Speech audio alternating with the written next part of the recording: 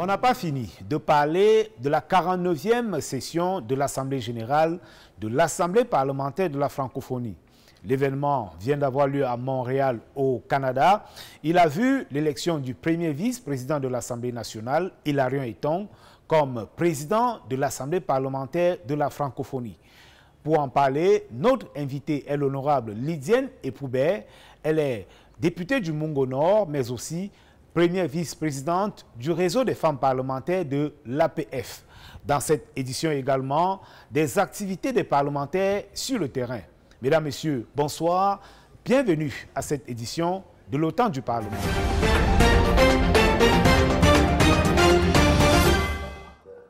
Du 5 au 9 juillet 2024, le Parlement du Canada a accueilli la 49e session annuelle de l'Assemblée parlementaire de la francophonie et le 10e Parlement francophone des jeunes. Montréal, la plus grande ville francophone des Amériques, était la ville hôte parfaite pour ces événements francophones d'envergure qui ont permis de faire rayonner la francophonie canadienne.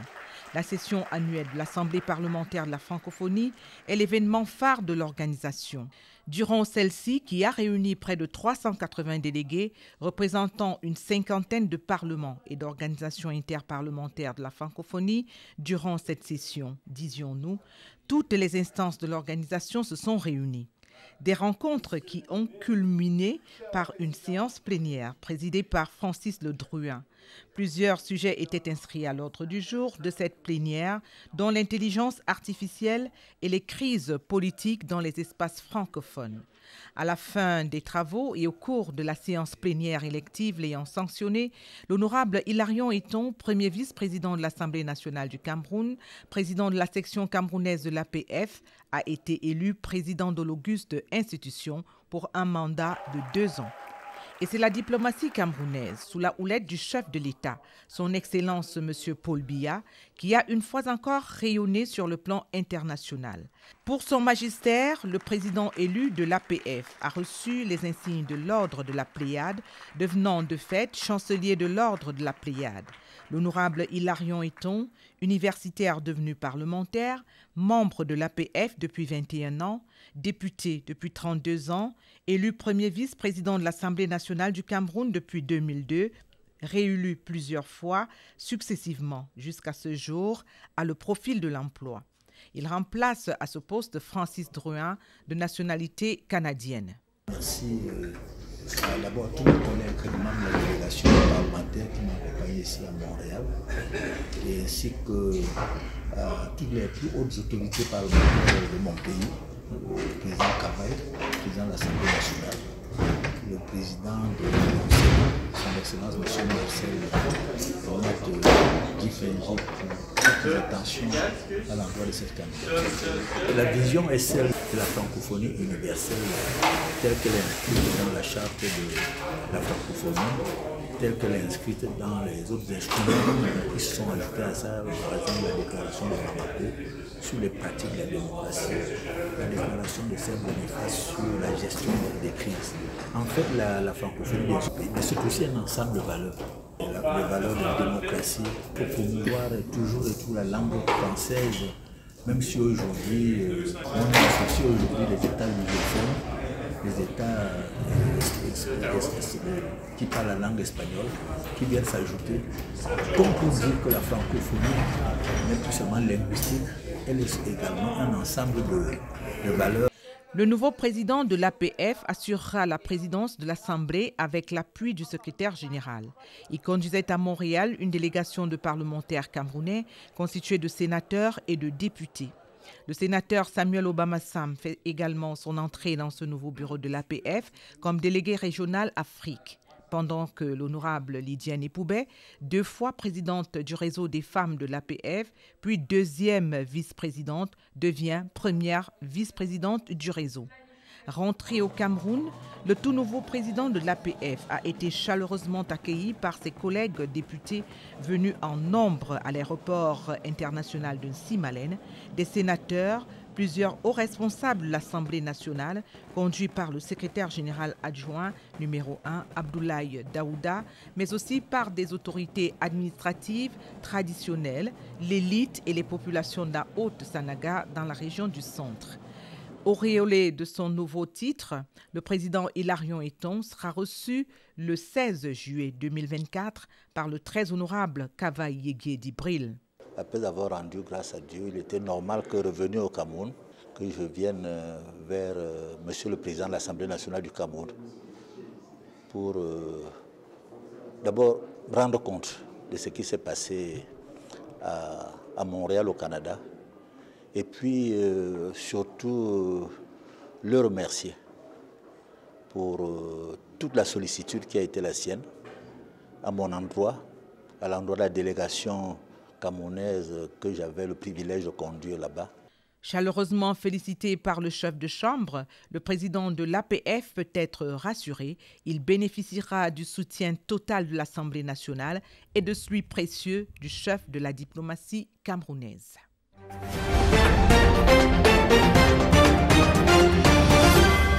Notre invité est juriste de formation, l'honorable Lydienne Epoubert, députée du Mungo-Nord, première vice-présidente du réseau des femmes parlementaires de l'Assemblée parlementaire de la francophonie.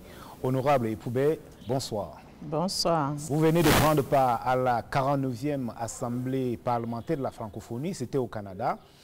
Assemblée qui a vu l'élection de notre compatriote, le député Hilarion Eton, comme président de l'Assemblée parlementaire de la francophonie. Alors, quel bilan faites-vous de ces assises?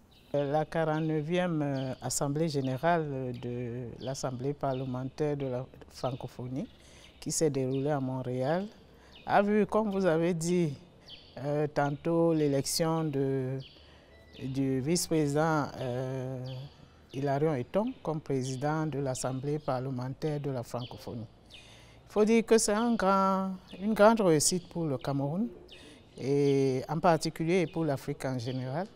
Pourquoi je dis pour le Cameroun? Parce que ça fait 22 ans. Le Cameroun n'a pas occupé ce poste. Vous savez, les pays de la francophonie, il y a plusieurs pays, et c'est une rotation. C'est aussi une victoire de notre diplomatie qui est implémenté, si vous voulez, par le président de la République et qui a permis cette victoire.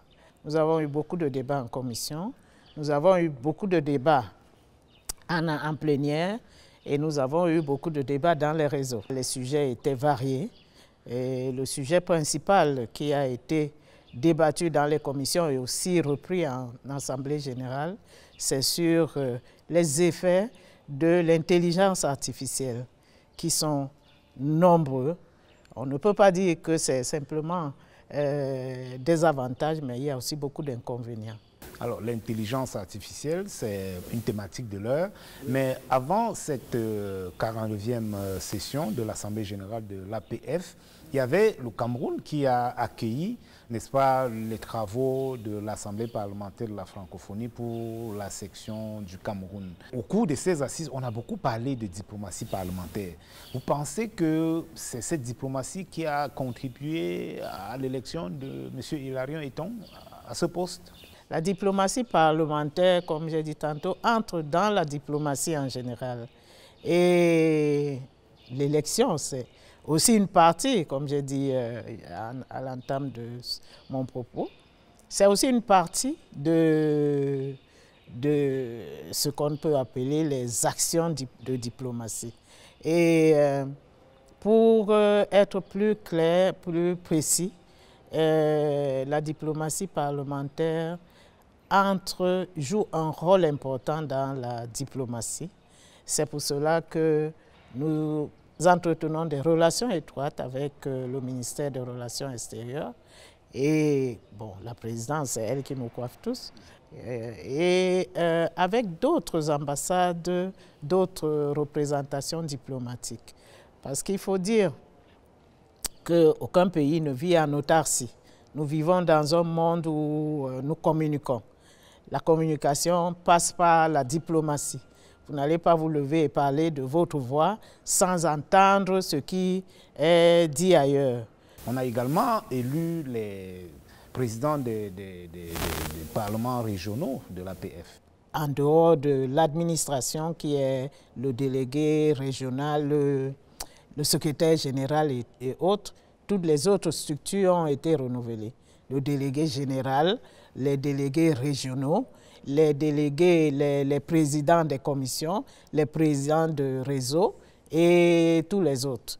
Tout a été renouvelé parce que c'est des mandats que nous avons et à chaque mandat, nous allons en élection. Et pour l'Afrique, est-ce qu'on peut avoir une idée de... Bon, pour l'Afrique, le président qui est le président étant actuellement a le devoir de désigner, c'est une désignation, celui qui va l'accompagner. C'est un peu, avant on appelait ça des chargés de mission. C'est maintenant que la thématique, l'appellation a changé, mais c'est celui à qui il va confier certaines missions qui va opérer, mais ce n'est pas un dirigeant de l'Afrique, non.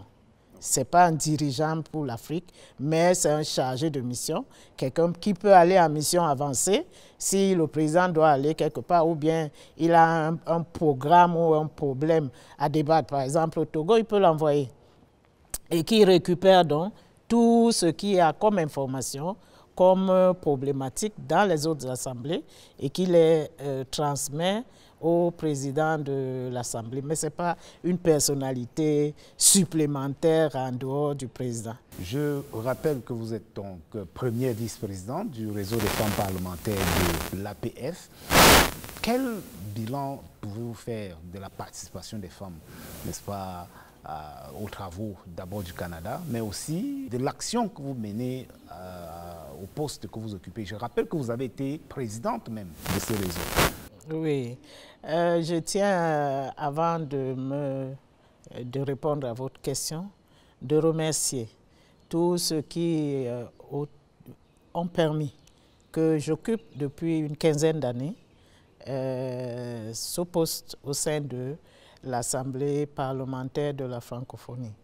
Parce que, en commençant par le président de la République, le président national du RDPC, qui m'a accordé la confiance en m'investissant comme député et qui m'a investi aussi au sein de l'Assemblée nationale à certains postes. Et ces postes-là m'ont permis d'appartenir avec l'accord du président de l'Assemblée, que je remercie aussi ici, le très honorable Kavaye Djibril, qui a permis à chaque fois que nous participions à ces assises. Parce qu'il faut dire que lorsque nous allons dans ces assemblées, c'est l'assemblée d'où vous venez qui vous supporte, qui vous envoie et qui est en charge de ce que vous allez faire. Donc je remercie tous ces deux grandes personnalités du Cameroun et aussi au président Eton, qui est notre chef de section de l'APF Cameroun, et aussi tous les autres présidents d'Afrique pour leur confiance qu'ils m'ont faite. Depuis 15 ans, j'occupe des postes de façon permanente dans ce bureau. Maintenant, quand nous entrons... Les 15 ans, quels sont les plaidoyers que vous avez portés en faveur des femmes, par exemple? Oui. Nous avons porté beaucoup de sujets. Nous avons mené beaucoup d'actions. Les sujets que nous portons se rapportent aux femmes, se rapportent à la famille, se rapportent à la jeune fille, se rapportent aux enfants et aux jeunes. Parce qu'avant que l'APF ne mette en place le réseau des jeunes, c'est le réseau des femmes qui s'occupait aussi des jeunes. Mais même jusqu'à présent, la femme étant la base un peu de la famille, nous occupons de tous ces problèmes. Nous avons des sujets divers, comme j'ai dit, et même des actions que nous menons de façon éparse. Les actions que nous menons, ce n'est pas seulement ici au Cameroun que je les mène. Je les mène aussi dans les autres parties du monde et particulièrement de l'Afrique. Si je peux vous citer un cas, pour ce qui est de l'autonomisation des femmes, nous avons beaucoup œuvré. Nous avons beaucoup œuvré dans la mesure où nous avons pris presque 4 ans pour montrer l'importance du leadership féminin. Le leadership féminin qui passe par le pouvoir économique et le pouvoir politique des femmes. Lorsque nous avons mené ce débat, nous avons été rejoints par plusieurs organisations de la francophonie, avec l'appui de l'OIF. Nous avons obtenu que les chefs d'État des pays africains, des pays de la francophonie, signent une déclaration pour marquer leur accord pour soutenir les femmes. Et ce soutien au Cameroun se manifeste de plusieurs manières.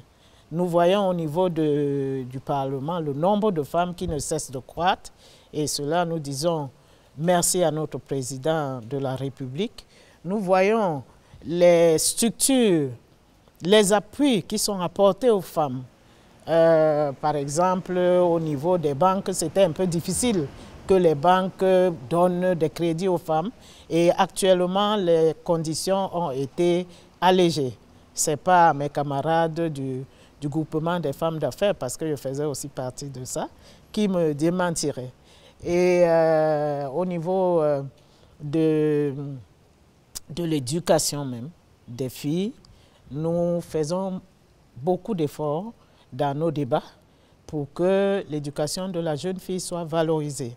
À un certain moment, nous avons constaté que les filles en général, les domaines qui sont purement scientifiques, techniques, elles reculent. Et ça, nous avons plaidoyé pour que ça se passe autrement. Et dans beaucoup de pays, y compris le Cameroun, on a vu une avancée, c'est que certaines filles sont prises en charge. Pas entièrement, mais lorsqu'on vous donne une aide ou une bourse pour faire des études, par exemple, de télécommunication, nous nous disons que c'est une victoire que nous avons obtenue. Lorsqu'on vous écoute, on a l'impression que tout baigne dans l'huile. Alors, est-ce que vous avez des difficultés? Est-ce que vous avez des sujets autres sur lesquels vous voulez faire d'autres plaidoyers pour être écoutés, pour que la cause de la femme soit encore Nous avons des sujets vraiment, je peux dire, importants. Actuellement, nous n'arrivons pas, le monde est toujours en conflit. Et les femmes qui sont dans les zones de conflit ont beaucoup de problèmes. Et ça, on en a débattu dernièrement à Montréal. On voit simplement, lorsqu'on parle des femmes en zone de conflit, on voit les femmes violées. Mais ce n'est pas seulement ça. Lorsqu'une femme perd son mari qui va dans une guerre que vous ne préparez jamais, parce que c'est ça la guerre, et qui ne revient pas, cette femme devient le chef de sa famille, devient le père et la mère. Et ça, c'est très difficile psychologiquement. Nous avons plaidoyé pour que les actions qui sont menées pour les femmes en zone de conflit ne soient pas seulement pour celles qui subissent des violences physiques, c'est-à-dire le viol et autres, mais que ce soit des actions psychologiques. Celles qui perdent leurs enfants, celles qui perdent leur mari, parce qu'on ne voit pas en arrière ce que ces femmes subissent. Mais nous avons aussi des débats tels que en cas de succession, en cas de divorce. Par exemple, je prends ça comme exemple, on a constaté que les femmes, très souvent, lorsqu'il y a divorce, bon, la loi est là, mais ça ne se passe pas souvent très très bien, surtout en ce qui concerne la séparation, lorsqu'on doit partager les biens. Il y a des femmes qui sont à la maison, qui travaillent, qui n'ont pas de rémunération, personne ne les voit. Pourtant, elles jouent un très grand rôle dans la réussite des hommes. Et lorsqu'il vient que le couple doit se séparer, on dit à la femme, non, tu n'apportes rien. Et ça, c'est quelque chose qui est offensant pour nous. Et nous menons des plaidoyers pour que ça se passe. Quand je dis plaidoyer, c'est-à-dire que lorsque nous nous retrouvons, nous échangeons ce qui se passe dans les différents pays et nous faisons des recommandations qui sont donc prises en compte ailleurs dans l'exécutif. Vous avez pris le cas du Cameroun en indiquant que vous êtes fiers de savoir que le nombre de la représentation des femmes, que ça augmente. Mais est-ce que c'est suffisant? Bon, il ne faut pas simplement prendre le côté parlementaire de la chose. Au volet parlementaire, ce n'est pas encore suffisant, mais c'est plus qu'ailleurs. Parce que je peux vous dire que la norme qu'on a prescrite internationale, c'est 30%, la moyenne. On voudrait que ce soit plus, mais c'est déjà bien que nous soyons à ce niveau. Parce qu'il faut dire qu'on est parti, moi quand j'arrivais en 2007, on était à 25. On a traversé ici, pendant 3 mandats, on est à 61. C'est énorme, ça a triplé, presque triplé.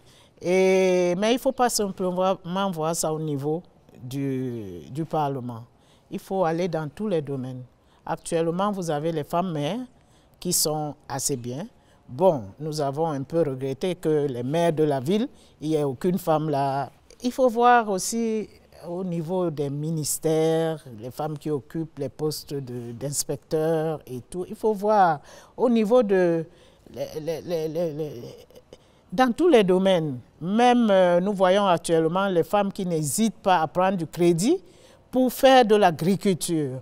Ça aussi, on peut dire que c'est une autonomisation ou bien un leadership qui est né dans ce domaine. Donc, de manière générale, vous êtes satisfaite? De manière générale, on dit que nous sommes sur la bonne voie et que ça va continuer. Nous avons confiance en notre président de la République. Il va continuer pour que les femmes aient beaucoup plus de pouvoir que ce qu'elles ont actuellement. Honorable Lydiane Epoubet, merci. Ah, c'est moi qui vous remercie.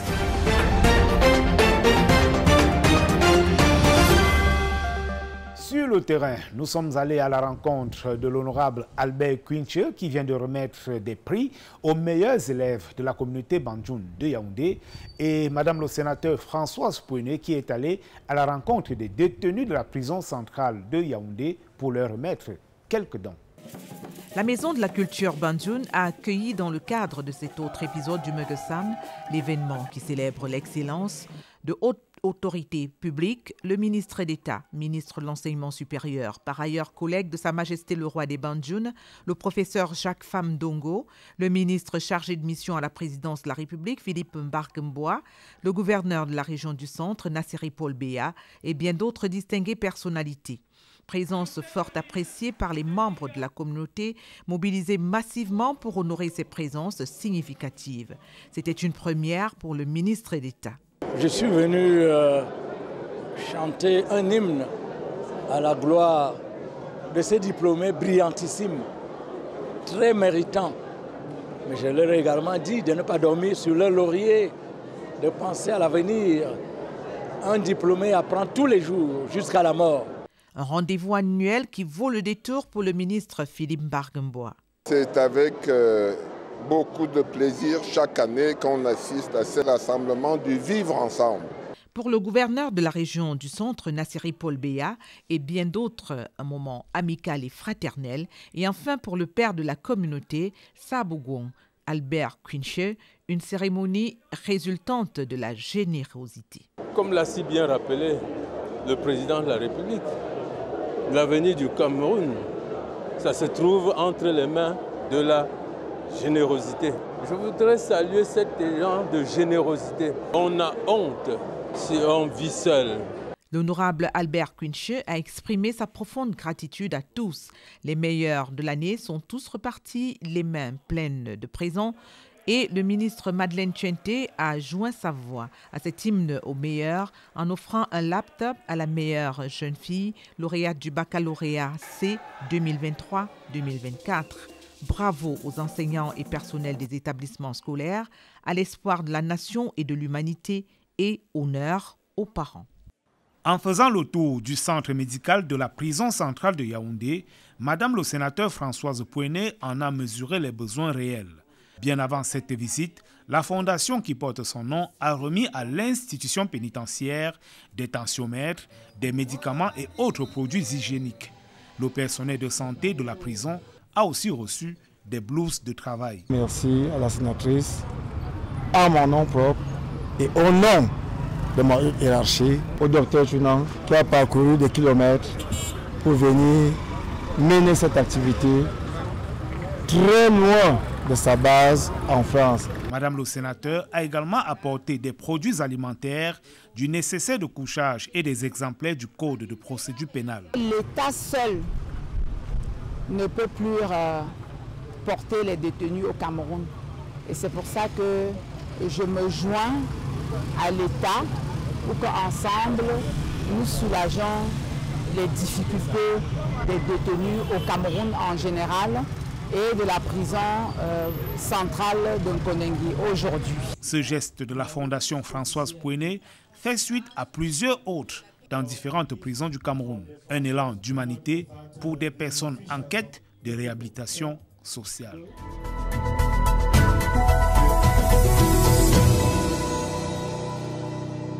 C'est ici que prend fin cette édition de l'Automne du Parlement. Merci d'avoir été des nôtres. Rendez-vous à une autre édition.